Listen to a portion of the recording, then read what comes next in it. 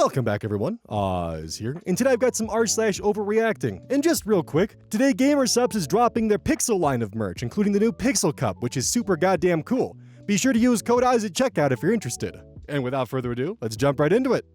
Too Toxic to comment. Am I overreacting? I think my friend has eyes for my wife.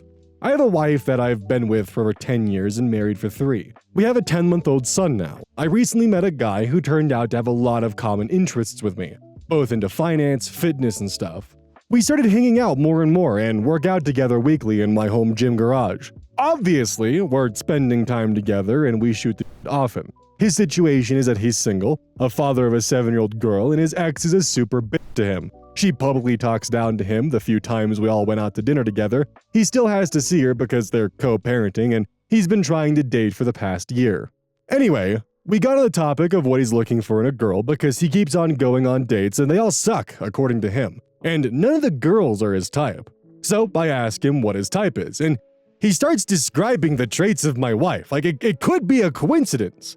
Whenever we go to dinner, he'll be telling a story or whatever and show a picture on his phone, but only to my wife. I have to ask him to see the picture before he puts it away. Not that I care that much, but it feels sus. Whatever. We've been hanging out more and having game night at my place with him and a few other friends.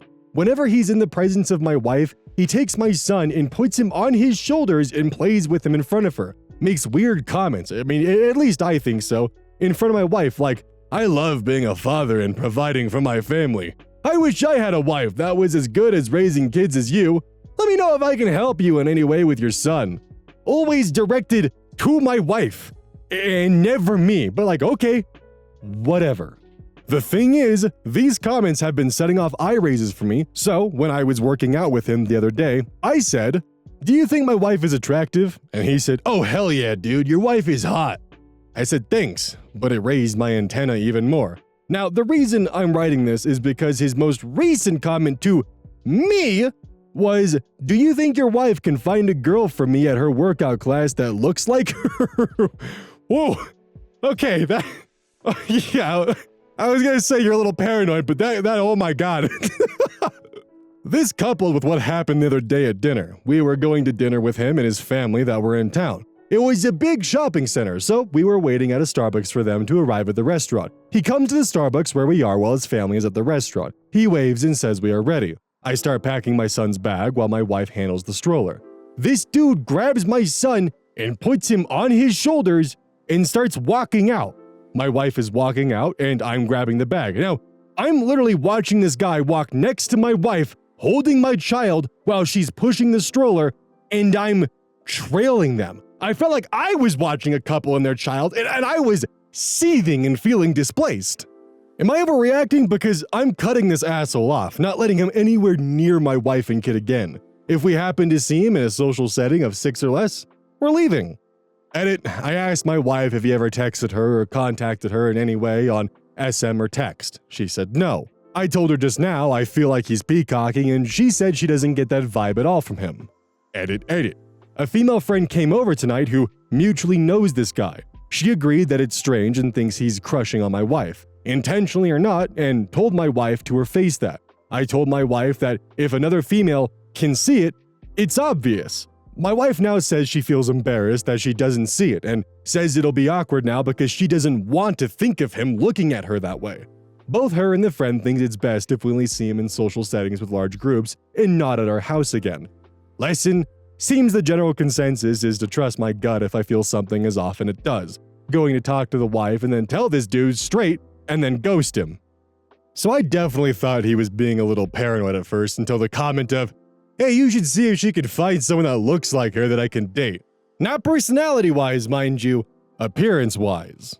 Because with the comment of like, "Hey, do you think my wife is hot?" Like, I've seen guys do this where they'll actively try to seek out approval from their male friends to get confirmation that they think his wife is hot and he's banging a baddie, as some of the guys might say. So maybe I was thinking that, oh, friend here just wants to help, gas him up and give him a bit of a boost and help his ego kind of inflate a bit while they're working out. But after the whole comment about, "I want to find someone that looks like your wife," yeah, that is really sus. Not to mention the way that he does handle your child. The wife may not see it, but you definitely do. And what happened at the mall? That was possibly intentional. I don't want to say 100% intentional because, maybe it was an accident, but at the same time, I think it was intentional. The guy who just happens to say that your wife is hot wants to find someone that looks like her from her, workout class, also is walking next to her, holding your child while she pushes the stroller, making it look like from the outside that they're a couple. That's intentional. At least to me, I think so. I think OP's going about this in at least a somewhat correct direction because this is just a messy circumstance and yeah, it sucks losing a friendship like this, but maybe this was a friendship worth losing. Smoob wimping. Am I overreacting for locking my wife out of our joint bank account after she lost her job? So, my wife recently lost her job and things have been tight financially. We had a bit of a cushion in our joint account, but she's been burning through it pretty quickly. Mostly on things that aren't really necessities, like shopping or eating out with friends. I've tried talking to her about it, but she always says she'll find another job soon, and that we shouldn't stress too much. A few months back, I had some luck with a sports bet and won about $8,000 on a stake, which helped us out when things were tight. But now, I'm starting to worry because the spending hasn't slowed down, and we're eating into our savings fast. I've asked her to cut back, but nothing seems to change. So last week I made the decision to temporarily lock her out of the joint account. I felt like I needed to take control of finances until she either finds a new job or we can come to an agreement on spending. I left her access to a smaller account for daily expenses, but the main account is off limits for now. She's really upset and says I'm treating her like a child and that it's unfair to block her from our money. I get that, but at the same time, I'm just trying to make sure we don't run out of money before she gets back on her feet. Am I overreacting here? Should I have found another way to handle this, or was I justified in locking the account to protect our finances? Okay, this one is f***ing messy, because first and foremost, and I don't think the guy realized that this is the case, but when you Google, "my husband locked me out of our joint checking account," the first thing that pops up is the domestic violence hotline. I don't think that's his intention here, but at the same time, another thing I want to point out is you can't be mad at your wife for frivolous spending while you yourself admitted that you're actively betting money on random shit. Yeah, you got lucky and won $8,000, but gambling isn't a guarantee. That's money you may as well be prepared to throw away, and it sounds like you're not in a position to be throwing away money. So if you're going to lock your wife out for frivolous spending, you really need to understand that it's extremely hypocritical, the fact that you're still burning money on sports betting. And don't get me wrong, by the way, I understand the stress of being put into a position where you're financially stressed out, because financial stress is honestly one of the worst stresses to be under.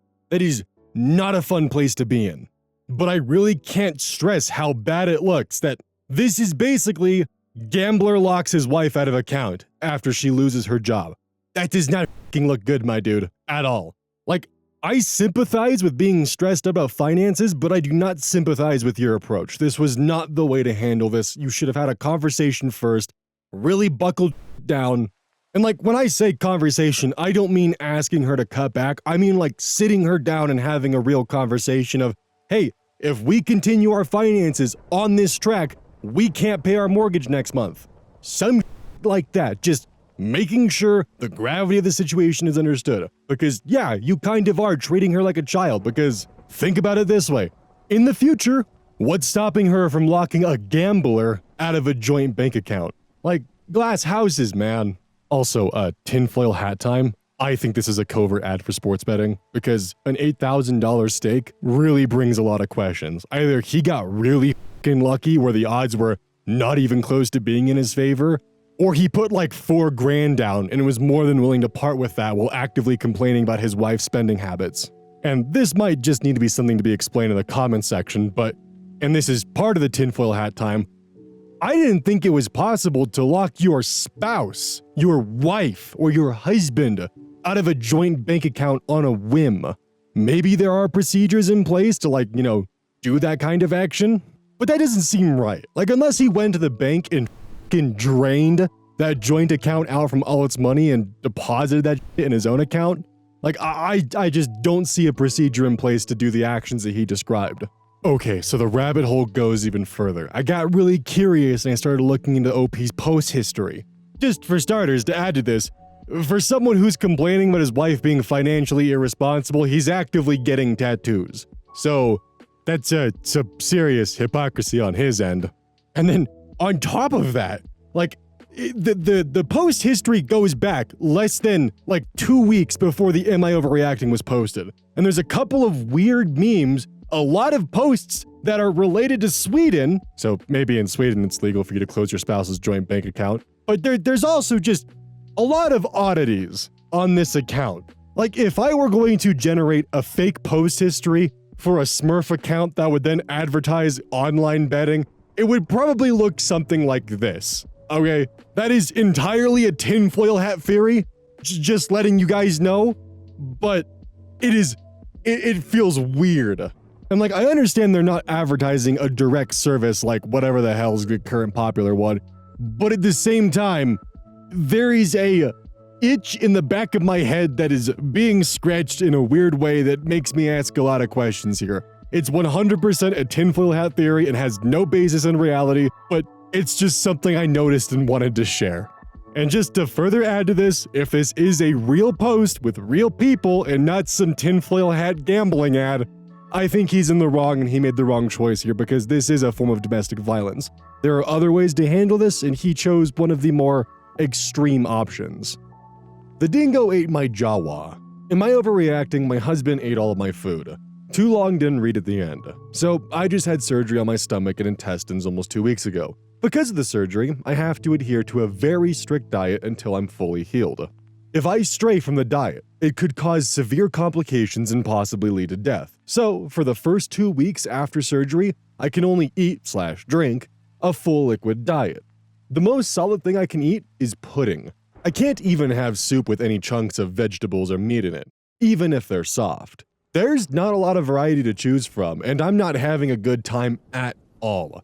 Plus, I'm still having pain from the procedure and some nausea, and I've had to go in for IV fluids and iron twice now. Prior to surgery, I meal prepped for myself and for the family so I wouldn't have to worry about it after. I made meals for myself for every stage of the diet and with specific macros and ingredients to meet my needs and comply with my other health problems. For example, I have celiac disease, so everything has to be gluten-free. I also follow a low-sugar, low-carb diet, so everything had to comply with that as well. I also made meals for him and our son, meals specifically requested by him. I stocked up on snacks they liked and asked for. We also have a fairly strict budget right now, so I made everything from scratch to save some money. About 1/4 of everything I made is in the freezer attached to our fridge for convenience sake. The rest is in the deep freeze in the garage. So most of the meals in the house freezer are gone, so I went out to the garage to restock. All of the meals I've made for myself are gone, just completely emptied out. I'm really upset because I have no energy right now to make more. Living off of liquids and having anemia will do that to a person. My diet is, hopefully, progressing to soft solids tomorrow, so I was really excited to be able to eat some of the food I've made. I asked my husband about it and he blamed our son first, which I know is BS because the kid hates all of my special food with a passion. There's no way he'd be sneaking my food. So I questioned my husband again. He admitted it. Said he'd been taking my meals to work as his lunch because he was too tired to make his own lunch before work. He has always made his own lunch up until now. He also said he was bored with the lunches he makes and my food provided variety. Now, I am exhausted. This recovery period is kicking my ass. Before surgery, I ran a mile every day. Now I barely have enough energy to walk up the stairs. I'm not supposed to lift more than 10 pounds. I'm not supposed to do anything more strenuous than walking. Even taking a shower is tiring right now. The anemia, dehydration, and lack of proper nutrition is making it worse. So when he admitted to taking my food, I just started crying. He hasn't been much help after surgery, and my son, 11 years old, has been doing all the lifting for me and helping me with chores and cooking. When I started crying, he got disgusted and told me I was overreacting and being a baby. He refused to make me new meals. He refuses to help me make new meals. He said it's been almost 2 weeks and I should be able to do stuff on my own. At this point, I'm seriously considering divorce. I mean, my son and I are already doing everything on our own already, and I know my kid won't eat my diet food. Am I overreacting? Also, I just found out he's raided my non-perishable food stores in the pantry. It was mostly sugar-free Jell-O and pudding, stuff I can eat on the liquid diet. Pretty much everything is gone, except for some sugar-free orange Jell-O. Too long didn't read, I'm on a special diet due to health issues and a recent surgery. I meal prep meals for myself and the family so I wouldn't have to deal with it while recovering from surgery. My husband ate all of my diet food without telling me and says I'm overreacting for being upset. Am I overreacting?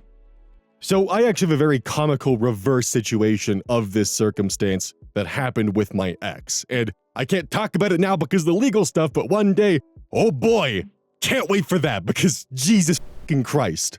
But long story short, no, not overreacting in the slightest, and I actually think in a circumstance like this, divorce is more than warranted.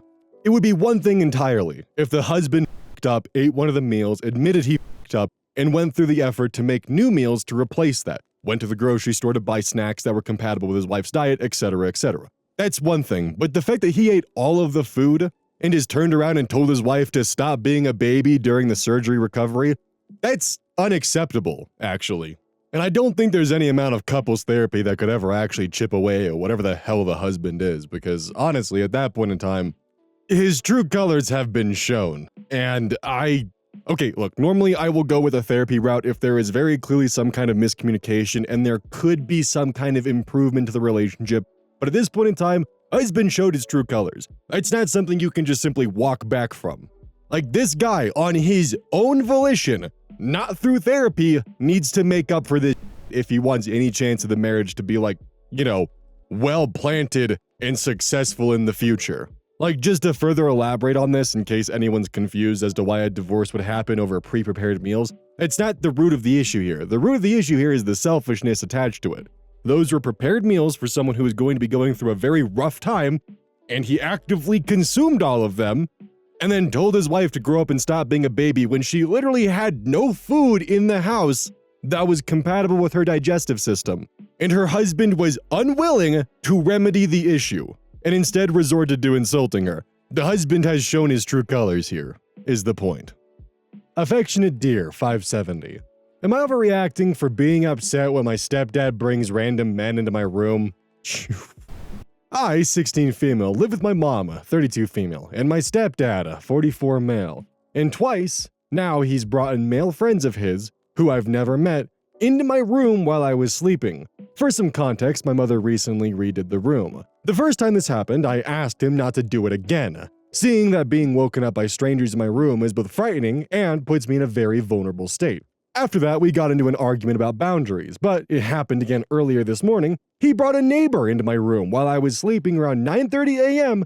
to look at the newly painted walls. Both times I have asked my mother to talk to him about privacy, but she says it's not a big deal, so am I overreacting? Thank you to everyone suggesting I get a portable door wedge for a door alarm, looking at them on Amazon as we speak. Gang, I gotta be honest, I have no idea how to even approach this one. And let me be clear, it's not because I disagree with OP or something like that. I think they're, if anything, underreacting. There are so many possibilities and just paths that this could be going on that I am uncomfortable with. And gang, I just don't know where to go with it. All right, a door wedge is a brilliant start. Possibly even looking at Amazon and buying yourself a door lock. I can't even comprehend a world where if I was mowing the lawn, all right, and my neighbor was like, hey, just painted my daughter's walls, you want to see? She's still asleep right now, but we can go in and peek. That is, no! God, who says yes to that? Maybe the neighbor didn't know the daughter was asleep, but at the same time, if my neighbor took me to see a renovated room and opened the door and his sleeping daughter was there, what the f***? I can't even imagine taking someone who might be a stranger to not just my daughter's room, but a stepdaughter's room, and just showing them around while she was asleep. I would say look at getting yourself a new doorknob for your door. They're pretty cheap on Amazon. You can get one that locks with a key for probably $15, if not less. The only fear would be is the possible repercussions that would follow out of anger that your stepfather can no longer show your room off to strangers that you don't know. I would hate for OP to be put in a position where the stepdad removes the door from her room, because I have seen parents that do that, and that is probably my only fear. Litterbug! but spelled with 2 G's instead of T's, and I refuse to read that. Am I overreacting? Accidentally made my neighbor hate me by inviting him over for drinks.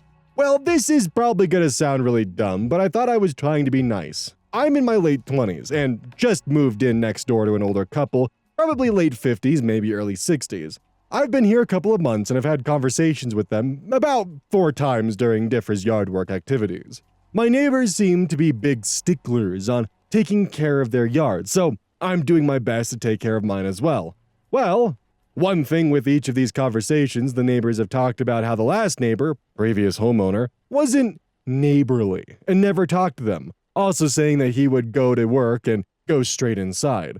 So I've tried my best to be kind and talking with them. Well, one day after some yard work, I was going to go in for some drinks and noticed my neighbor finishing up as well, so I offered if he wanted to have a couple of drinks. This made my neighbor visibly mad, I guess, and he said that he didn't want to be that neighborly, and he only drinks water. I noticed his tone change, like he was offended I asked. Again, I was just trying to be nice. Well, I've now learned that they're most likely of faith that doesn't drink. Not sure, but some sort of form of Christianity? Was it stupid of me to offer now? I just feel like they hate me and have not talked to me and made sure they're always inside when I go to mow. I realized that I was most likely wrong to ask, but I'm not sure how to stop being stressed and anxious by this happening. Edit, yes, this was an offer of any drink. I wouldn't have had something alcoholic unless he did. All I had on hand were light beers anyways. Also to add, I did say drinks. It was hot, and I have tea, lemonade, and Gatorade ready to share. I think he just immediately assumed alcohol. So I'm gonna go out on a limb here, and I think you just found out why the previous neighbor wasn't very neighborly. Honestly, you did nothing wrong here. You just simply asked them, hey, you want to have a drink?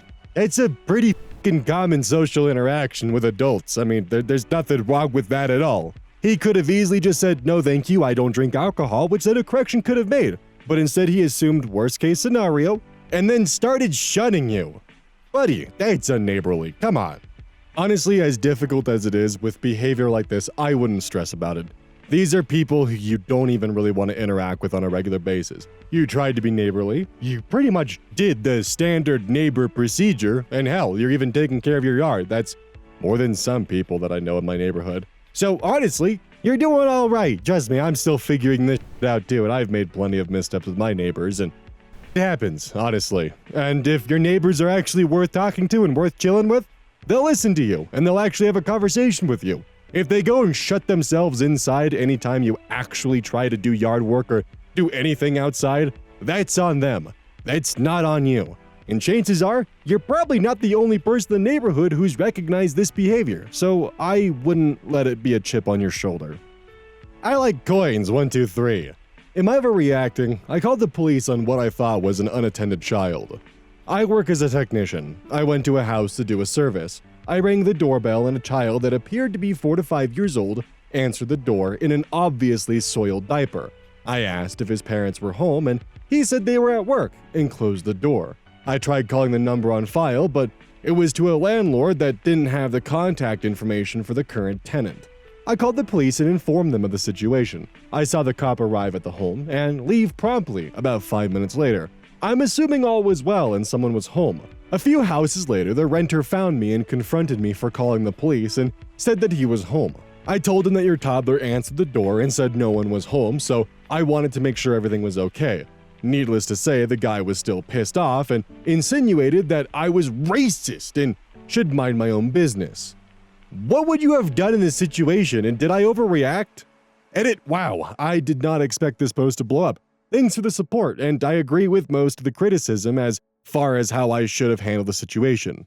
I unfortunately can't answer all the questions people have, but here's some. To clear a few things up, I rang the doorbell and the toddler answered. In hindsight, I should have rang the doorbell again, however, I didn't want to make the child feel in danger. My job is to check for termite activity at customers' houses. We have a call center that informs customers in advance that we will be coming out to the inspection. My job is strictly exterior except in certain situations when I'm asked to enter a home. I typically ring the doorbell upon arrival. If no answer, I call the customer to inform them that I am there. I first called CPS to ask them what I should do in the situation at hand and was told to call the police.